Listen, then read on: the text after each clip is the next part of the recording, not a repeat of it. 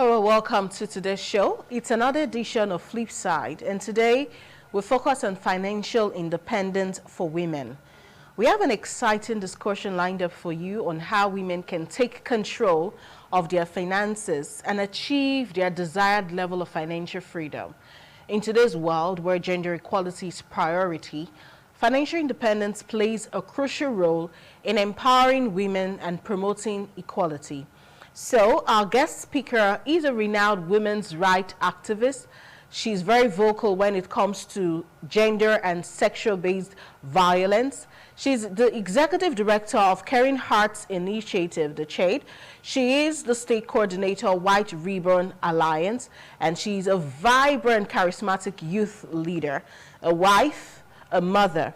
She has helped many women on their journey to financial independence, so we're just going to urge you all to sit back and join us as we explore the tips and tools to help women achieve their financial goals and aspiration. Without further ado, join me welcome Comrade Grace Obakina. It's good to have you, ma'am. It's been a while. Thank you. Good afternoon to all the viewers at home, those in the office. It's really been a while. Thank you very much for having me once again on your show. Yeah. Thank you. Okay, so we're just going to go right into the discussion because we didn't start at exactly the time we're supposed to. Now, women experiencing... Okay, thank you very much. Yeah.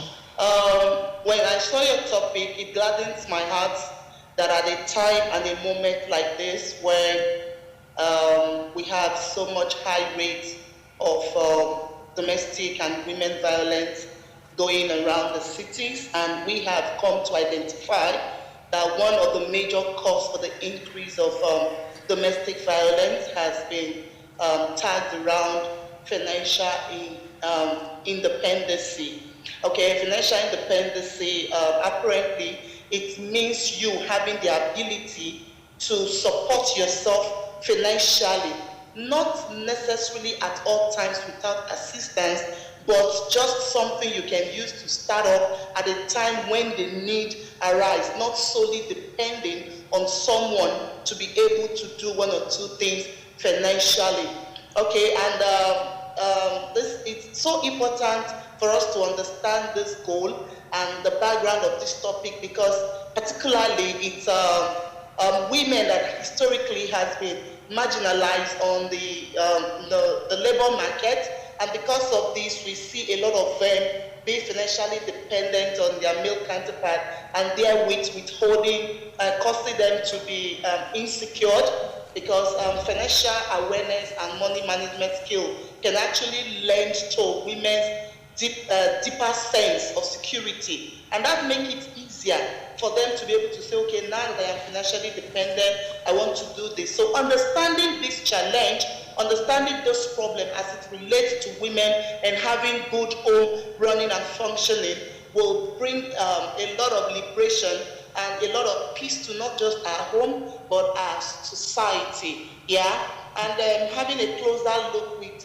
some good statistics, you discover that all over the world we have women occupying spaces of almost 84%, them being more effective in core spaces of leadership than men. Yet, we have just about 5.8 of women sitting in positions of CSOs or CEOs, but have limitations to this financial dependency. Reason being that they have a lot of demands on them, and before you know what is happening, they don't really have anything to show for in a short while.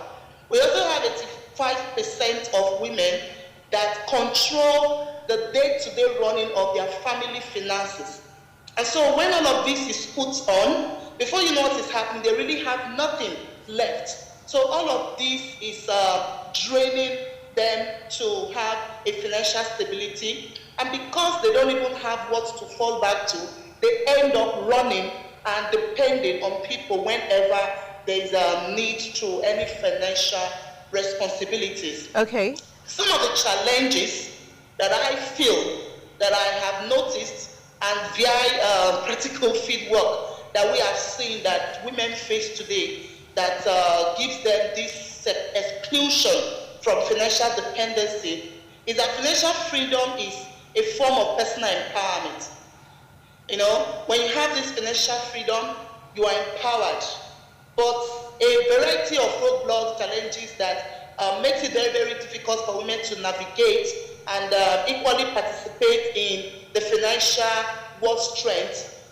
According to statistics from USA, Bureau of Labor, it says, for example, women annually earn up to 82.33% of what the labor market produces, but the discrimination and the household responsibility and lack of exposure to financial tools, all of these things are challenges why women cannot even have finance or have the interpretation of what they want to, how to get power, how to get independent, how to be stable financially.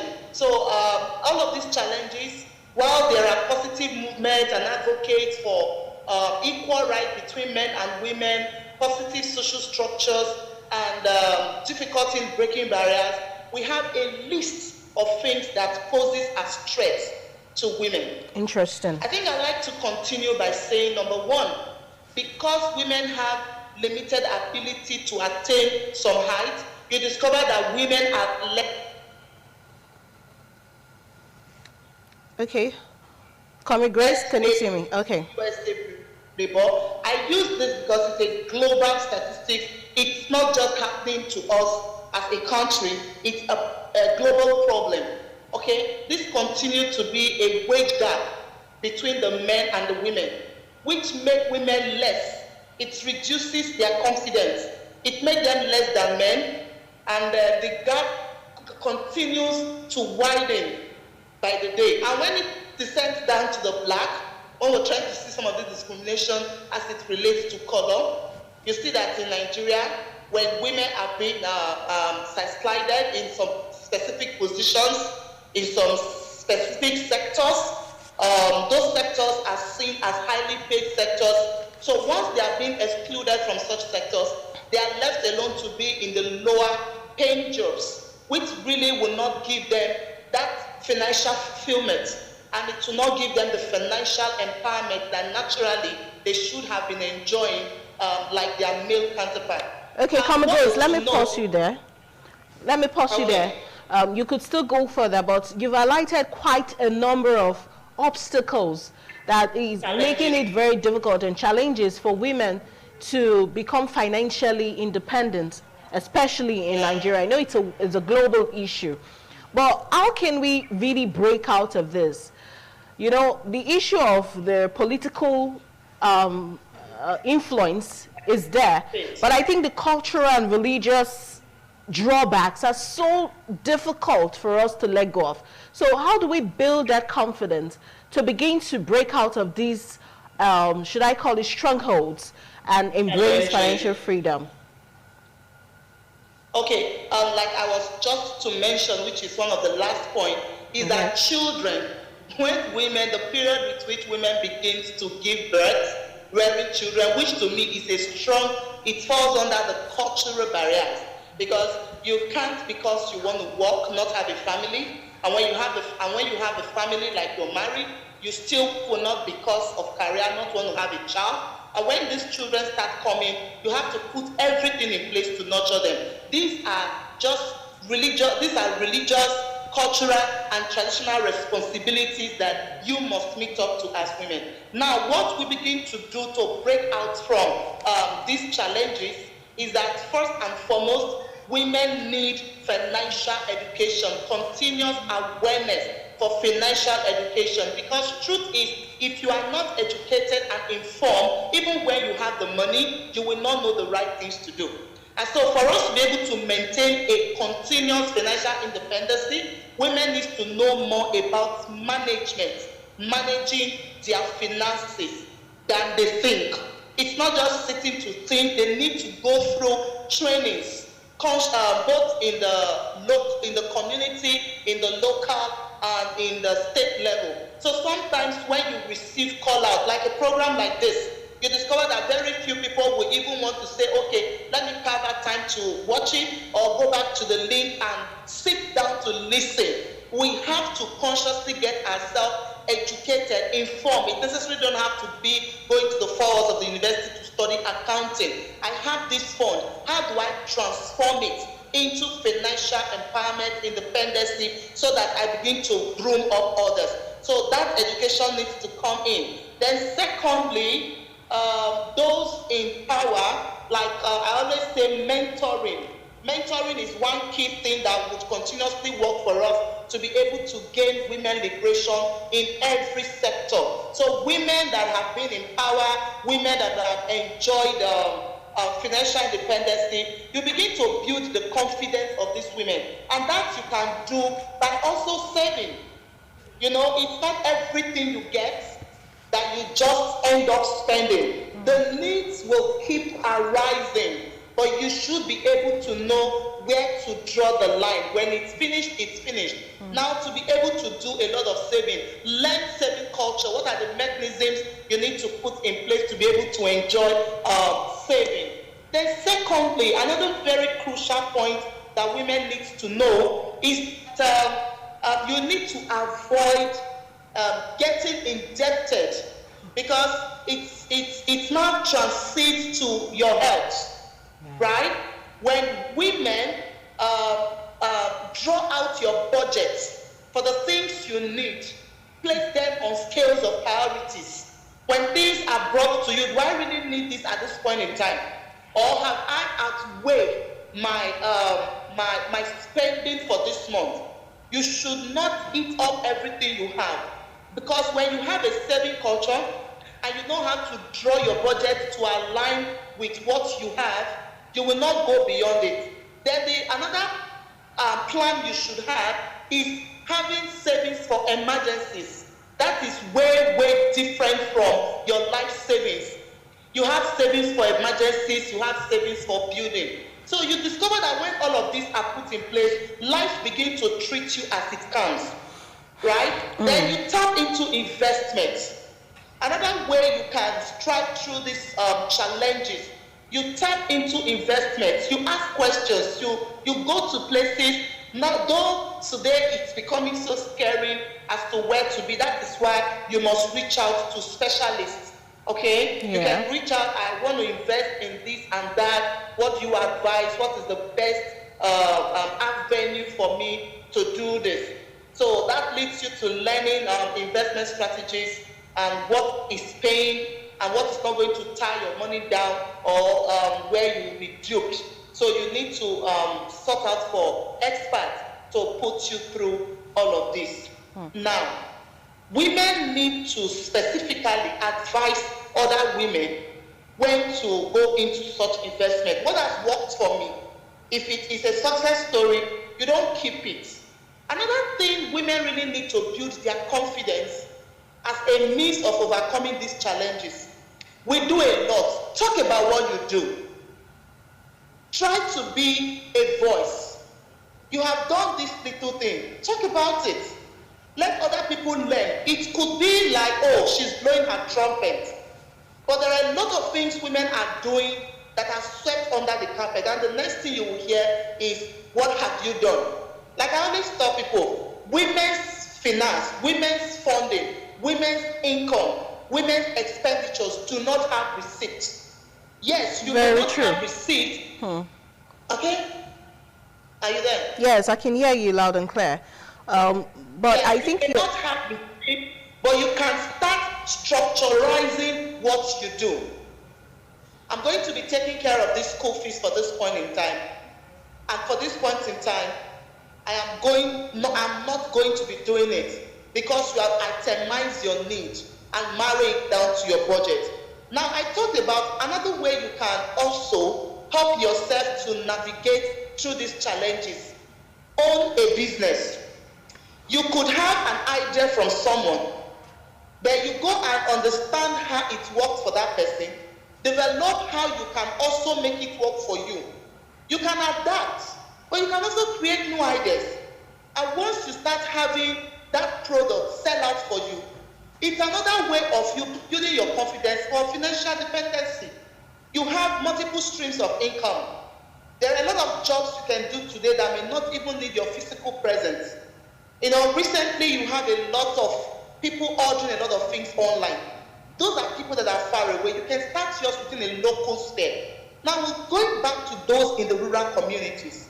Okay, these people that may not really have opportunity to meet with other bigger women. You are into yam. You are into ugu, as common as it sounds, pumpkin. You form a group of people that you know goes to market at all times. Let me be your vendor. You have all of this, you package it in a very beautiful way. Then you go to supply. They pay you, you go to supply. Sometimes they don't even go anymore. You come to pick up. But you have decided to say, okay, I go to the market, I pick the best and the freshest of this leaf, this ogbono, this melon, all of these things. You own your own business. When that ownership is there, it builds your confidence that this is your mind, this is a creation from your mind, and you begin to stand tall. When people are talking, you lend your voice to say, I was able to do this, I was able to do this for myself. And that's when it comes to you building your confidence to overcome some of the challenges that will want to weigh you down. Okay, Comrade Grace, I'm so grateful, but we're going to go on a quick break on the show. If you don't mind, we'll go on a quick break on the show. And when we come back from the break, we'll talk some more about this. I have a pressing question someone talked about when it comes to how many children should a woman have because of these financial children and independence thing. Should you have the number of children because your husband wants them, or you should have the number of children that you, standing alone, if there was no husband attached, can take care of? But we'll go on a break. When we return, we'll talk a bit more. I just love growing. Like I said, I think growing is a very important thing. And when I was very young, I started working when I was 17 years old. And I remember my mother telling me this really young, that women should be financially independent. It doesn't matter who your father is, it doesn't matter who your husband is going to be, it doesn't matter who your brother is, it doesn't matter who the man in your life is. You need to be responsible for your finances and be financially independent. And that kind of really stuck with me. And as my career expanded, it was really important for me to invest in little things. So once I discovered tech, I have always been a fan of technology. I wanted to be an aeronautical engineer at one point. I wanted to build rockets. I wanted to, go to space. And when I got the opportunity, I remember I was at a dinner for Bumble in New York, and I just thought it was such a cool thing to bring back to India, where women take the first move. To bring it to a country which has a patriarchal sort of society, which actually the world is. The world over is sort of patriarchal, and we as women need to fight to change that, to create that kind of equality, because no one's going to give it to us, and they're going to fight for us to have it. So it started from taking Bumble to India, and then my next investment is this engineering school, which is called Holberton, which was based on Betty Holberton. She was one of the first female engineers in the world, and this school is a peer-to-peer teaching program where you don't have to pay a tuition, and you can pay back your tuition after you graduate and get a job, so that you don't have to worry about, how much schools cost, so that females can actually be a part of engineering. Just think about it this way. All of us consume tech, right? All of you have cell phones. Everyone has computers. We're always online. Digital is such a big part of our lives, but the people creating technology, it's so skewed because it's mostly men. And these are men who decide what we as women need. So we need females to come into engineering. As AI starts coming in, and it's going to be a big part of our lives, can you imagine the artificial intelligence that we are consuming being created by guys? And guys are going to decide what kind of things we like. So we need women to come in and realize that tech is a big part of who we are and who we're going to be and our future. I've had so many times whenever I'm doing interviews, people always ask me that, oh, you're doing a movie with, a female co-actor. Did you guys get along? Were there cat fights? But when it comes to boys, they say, oh my gosh, that looks like a bromance and everyone got on so well. So I feel like over time, because women had the lack of opportunity, we were pitted against each other, because there were only like 5 opportunities, like 5 places a woman could be hired, And so we were elbowing each other out to get to that one spot. So the crux of the problem is the lack of opportunity for females. And the more opportunity we create for each other, the more sisterhood will grow. We're 50% of the world's population. We need to be represented in every field like that. We need to be empowered by each other, by the people who are in positions of power, by putting us in positions of power. So I realized many, many years ago that the more I champion women in my own small way, maybe I'll be able to create a world around me, at least, where, you know, women run the show, because we kind of do it really well. So every generation of women somehow has to fight for the right of empowerment for the next generation of women. How many of you drive? Do you remember there was a time when women couldn't? Today, we don't even think about it because those women fought for us. So how many of us vote as females? There was a time we couldn't. Now we don't even think about it. So we, as women, everyone in this room and everyone in this world has a responsibility to our future daughter, to our future granddaughter, to change the world in a way where they don't have to think about lack of opportunity. They don't have to think about diversity. Diversity shouldn't even be a conversation. It should be normal. When we look around this room, there's not one kind of person. I don't even see one kind of person in one row. And that's our normal. And that's the world we will create for our daughters, for our kids. We will create men that empower the girls around them. We will create men that respect the girls around them and create a legacy for their children going forward. And I think that's our responsibility, and we need to take that really, really seriously. Ladies, no one is going to give that to you. No one is going to tell you, here's an opportunity, go make something of yourself. You're going to do it for you, because people are only going to try and take it away. And it's so important for us to be able to empower each other in everyday life. We don't have to conquer the world. You don't have to be the only person who reaches space. Like, you don't have to have crazy wild ambitions. You just have to find your power and to say that, oh, I can do this too. I don't have to create like this crazy opportunity for me to thrive. You can thrive in anything you choose. Just have to find that confidence within yourself by telling yourself that your flaws are fine. No one is perfect. None of us. We all have bad days, but you're all gonna have bad days, and that's fine. We have this crazy standard, especially with the internet, where everything has to be perfect all the time, and we have to look perfect, we have to behave perfect, we have to say the right things. Everyone screws up, and that's all right. Laugh through it, don't take yourself too seriously, and make sure that you don't live for someone else's validation. It's your validation. Today, I'm going to be sharing with you 5 major tips that I think will help you along your financial freedom journey, because these are things that have definitely helped me along mine as well. So let's get into it. The first major tip that I have.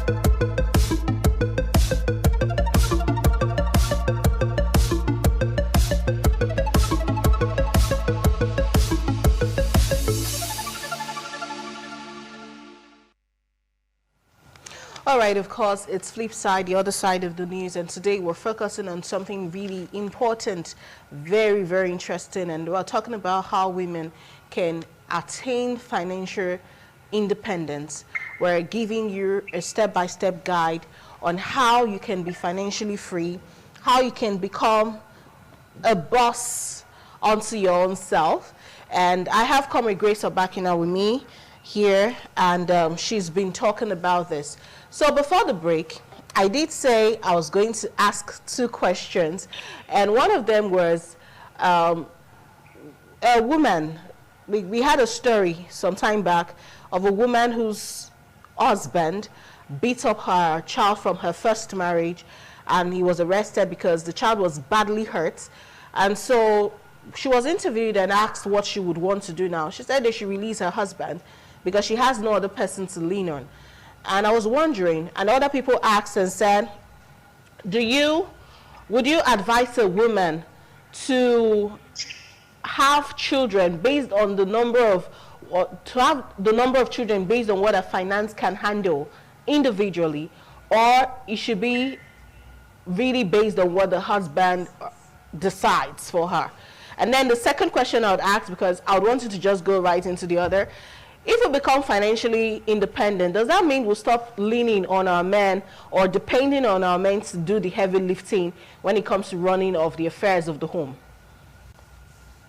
Okay, thank you very much.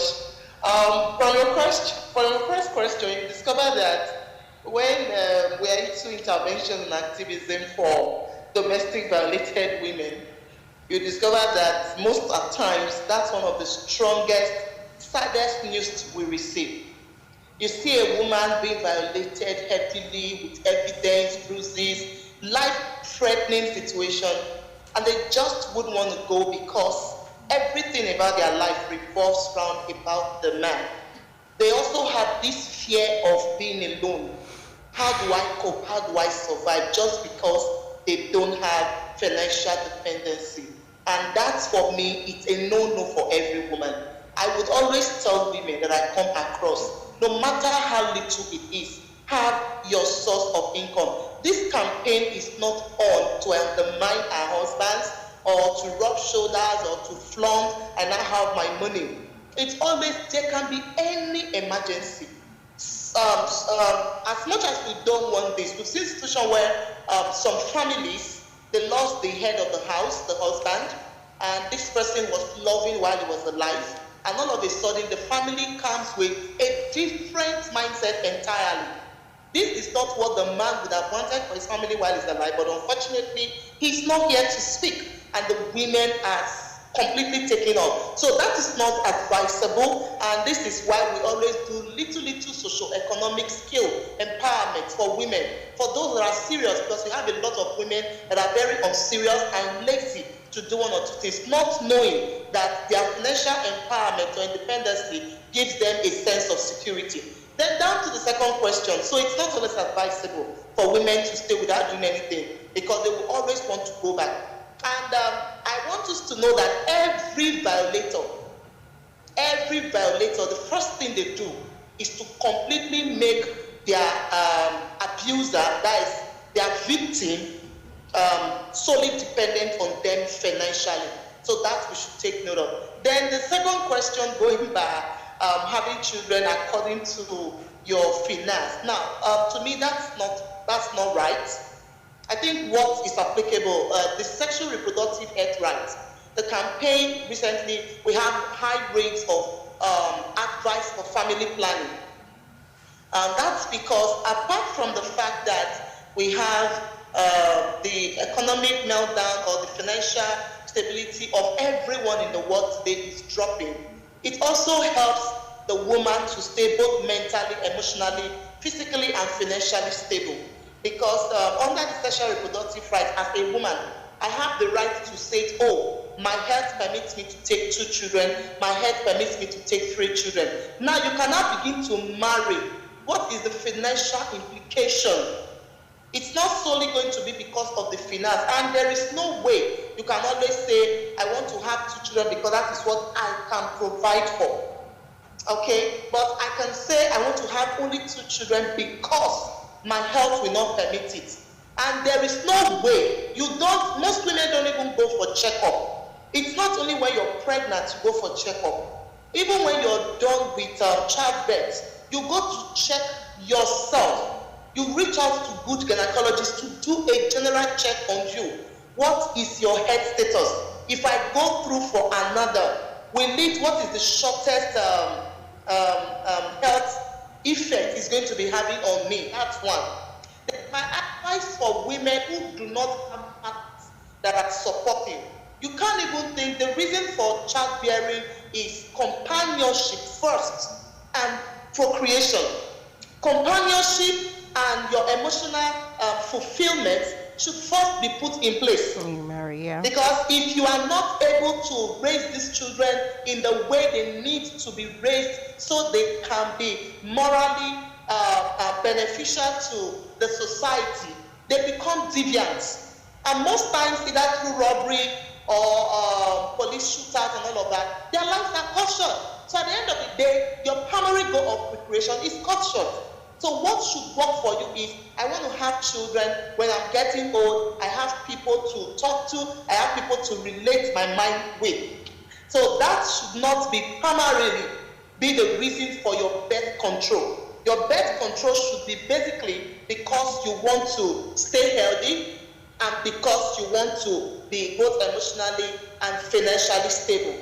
Then to the men, to the women, that the truth of the matter is women have most of the responsibility at home. But it comes in chunks. I don't know, it comes in chunks.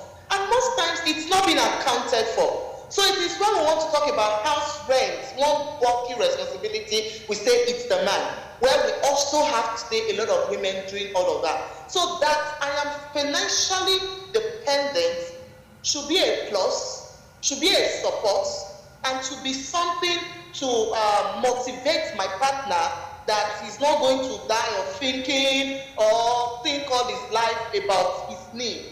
But that should not rule out his mind of being the breadwinner of the house. It's going to be an act of laziness and irresponsibility to depend or want to start sharing bills. So when it comes like an additional and a supportive means to you. It's just like before you plan of having a home, you have thought of you being able to take care of this home. That is why you are going into it. So now you are giving your wife, allowing your wife to do everything it needs to do. Because you know at the end of the day, no woman will sit and see the child hungry. No, most women, because there are some, most women will not sit and see their children hungry, out of school, naked, that will not want to support. So this comes as an additional blessing, and it should not be ruling out the men's responsibility. Interesting. I want to deepen my talk on women have to put into consideration their sexual reproductive health rights during childbearing. That brings us to what I call self-care, and it's also part of what builds your confidence for you to be financially dependent. Now, everything we do is work, and we don't have time to take care of ourselves. And that is why a lot of women die because they don't take care of themselves. Your looks, your health, you plan your meal consciously, and this also helps you during your budgeting. Plan your meals. What are the meals that have good nutrition, which sometimes may not necessarily be expensive meals? So because you took time to plan out your meals, you know of varieties, a lot of varieties today that were not even in the very regular customized food pattern. You see people using so many things to make stews as supplements.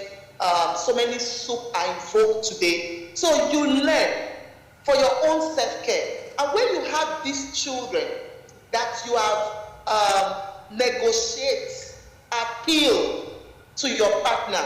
So this goes for the unmarried. Don't just want to plan marriage without talking about everything. How many children do you want to have?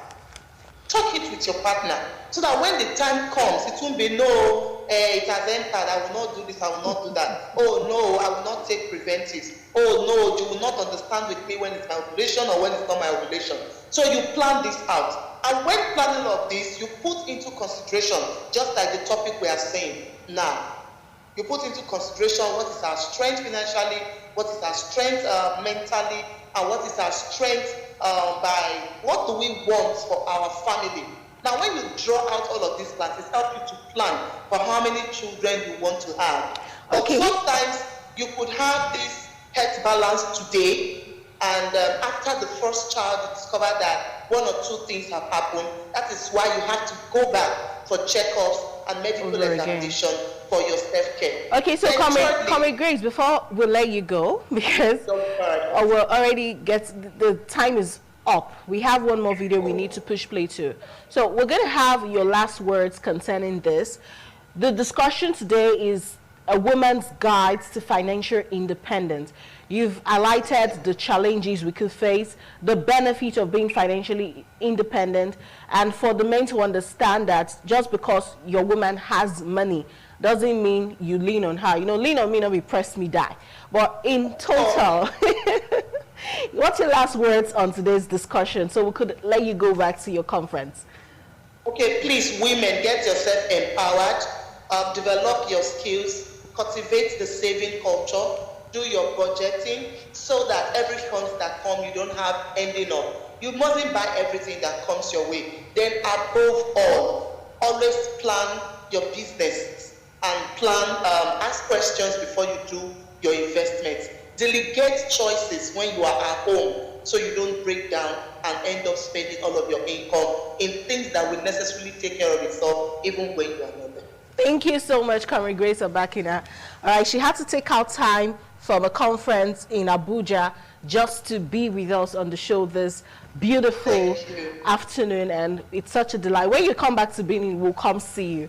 All right, so we have one last video to show to our viewers on Flipside today before we leave the studio, and it's just a five simple steps. It's almost like buttressing what Comrade Grace has already said on how you can begin to take your power again, become free, and be your own woman. Even though you're married doesn't mean you cannot be financially stable. So we'll just give you those 5 tips, and that's how we're going to be ending today's episode of Flipside. Today I'm going to be sharing with you 5 major tips that I think will help you along your financial freedom journey, because these are things that have definitely helped me along mine as well. So let's get into it. The first major tip that I have is to eliminate debt, because as long as you're in debt, the money that you make doesn't actually get to stay with you. I mean, you can avoid paying your debt completely, but that destroys your credit, and credit is really important in places that have a credit system. That's what helps you to secure a mortgage loan, a car loan, some leases, and even some jobs. So you don't want to destroy your credit. It's really important. And there are 2 major ways that you can eliminate debt. One is the debt snowball method, and the other is the debt avalanche method. So if you're unfamiliar with both of these, I'll explain it to you. The avalanche method is a way to pay off debt by getting rid of the balances with the highest interest rates first. With this payoff strategy, you make minimum monthly payments on all of your debt, but you put extra towards your debt with the highest interest rate until it's gone. Once the debt with the highest interest rate is paid in full, then you shift your focus onto paying the debt with the next highest interest rate, and so on until you're debt free. The debt snowball method is a debt reduction strategy where you pay off debt in order of smallest to largest balance, which will help you gain momentum and motivate you as you knock out each balance. When the smallest debt is paid in full, you roll the money you were paying on that debt into the next smallest balance, and so on until you are debt free. So the next piece of advice I would suggest to you is to have yourself a peace out fund. And that's simply an emergency fund. It is 6 months of your living expenses saved up and readily available for you to use in case of an emergency. And what that does is it eliminates the stresses or the anxiety surrounding money, because you know that if, God forbid, knock on wood, anything is to happen to you or your financial situation, you have at least 6 months of money saved up for a rainy day that'll allow you to maintain your same quality of life until you figure something out. Now, so that brings me to our next tip, which is to have multiple streams of income. Now, I'm going to be screaming this from the rooftops until I'm red in the face, and I'm dark skinned, a little chocolate girl, honey. I don't get red in the face like that. Okay, so basically, I'm gonna be screaming forever, because there is someone out there who is relying on one stream of income, and that is simply not okay. And I don't care how lucrative that one stream of income is, it is too close to none. And I don't know who needs to hear this, but multiple streams of income is a form of self-care. It is far too stressful to rely on one job or one business model or one revenue stream, period. So you definitely need yourself a side hustle, a business, an investment opportunity, something. All right, so my next piece of advice is once you start making extra money, you've got to find ways to invest your money and have it work for you. Simply putting all of your money into a savings account at the bank is not going to help you to reach financial freedom. When you invest your money, you're able to take advantage of things like compound interest. You're able to passively make money, which is basically making money in your sleep. And when you start to make passive income, actively working becomes more and more optional. And I don't know about you, but I love having options. So definitely look into ways that you can find more investment opportunities and ways to create passive income for yourself. Now, the fifth and final step for this video is to just surround yourself with other people who are on a similar journey as you, because the path to financial freedom isn't easy.